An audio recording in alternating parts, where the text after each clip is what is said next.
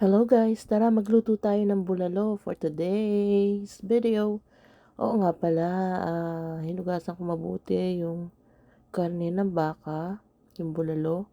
Tapos nilagyan ko lang siya ng maraming sibuyas, pula, puti, maraming paminta, asin at saka patis. Yun ang kanyang mga pampalasa.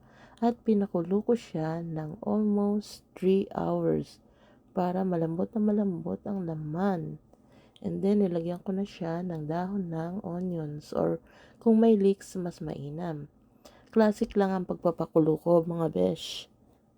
Yun lang ang sangkap niya. At yung gulay naman, ay hiniwalay ko siya ng pakulo.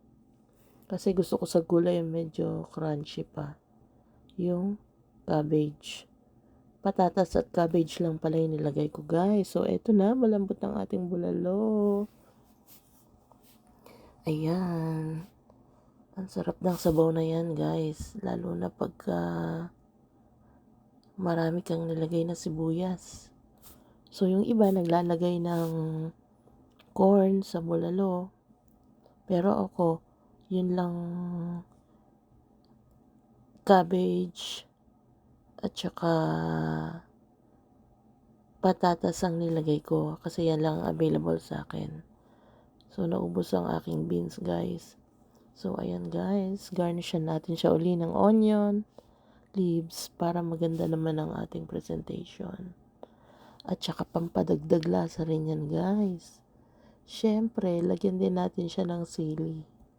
Hindi mawawala ang sili at patis at lemon. So, guys, ito na. Luto na ang ating bulalo. At yung anak ko nga palang bunso ay may fried chicken kasi nga baka hindi niya gusto yung sabaw. Pero himala at kinain niya ang sabaw ng bulalo. Nagustuhan niya, guys. At malasang malasa naman talaga ang sabaw. So, kain tayo, guys. Mapapasabak na naman tayo sa kain. Bye! Thank you for watching.